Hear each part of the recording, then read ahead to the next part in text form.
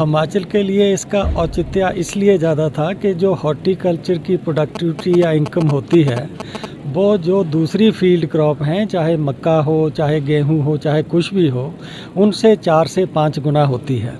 और पहाड़ी क्षेत्र में ज़मीन का जोत का आकार इतना छोटा होता है कि यदि आपको बहुत हाई प्रोडक्टिविटी, बहुत हाई यील्ड, अच्छी प्राइसेस ना मिलें तो आपकी इनकम नहीं हो सकती।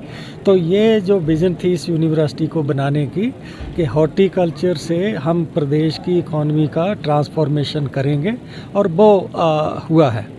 बहुत से लोग ये नहीं जानते कि यदि हम मेजर स्टेट्स में प्रोडक्टिविटी देखें किस स्टेट की सबसे ज़्यादा है, कौन नंबर 2, 3, 4 कैसे है उसकी रैंकिंग, तो इंडिया में सबसे ज़्यादा प्रोडक्टिविटी प्रति हेक्टेयर क्रॉप सेक्टर की वेस्ट बंगाल में है, नंबर 2 हिमाचल प्रदेश है। किसी वर्ष में तो हिमाचल प्रदेश ने वेस्ट बंगाल को भी पीछे छोड़ा है। तो जो बाकी प्रदेश हैं जहां ग्रीन रेवोल्यूशन आया है, सारी चीज़ें हैं, उनकी प्रोडक्टिविटी हिमाचल से कम है, ज़्यादा नहीं है। और उसका सोर्स यही था कि यहाँ हॉर्टिकल्चर लेड जो है ग्रोथ उसको अडॉप्ट किया गया।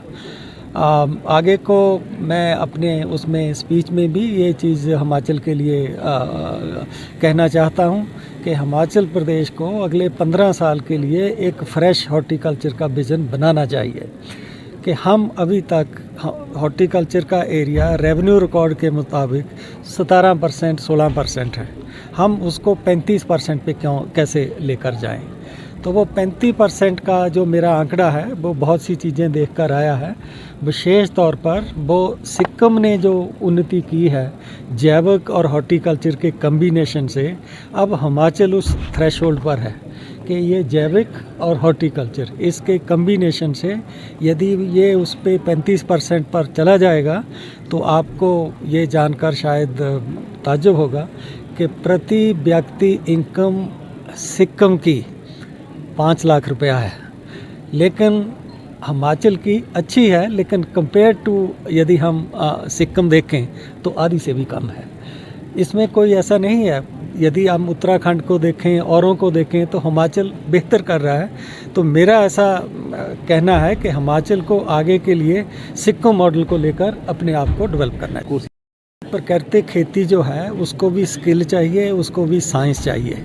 यदि आप सोचो कि प्राकृतिक खेती तो हम बता देंगे फार्मर को, ये ले लो भाई 2-4 चीज़ें, गाय का गोबर और इससे आप कर लीजिए। प्राकृतिक खेती एक साइंस है। तो यदि हम उस साइंस को पहला कि उसमें एक साइंस लाएं, दूसरा उस साइंस को किसानों तक पहुंचाएं, तो जैसे बाकी एग्रीकल्चर की ब्रांचेस में बीएससी एग्रीकल्चर होती थी, तो ऐसा या तो उसी का हिस्सा बनाकर ट्रेनिंग दें या उसको अलग से नाम दे करके, वो विश्वविद्यालय का अपना डिसीजन है।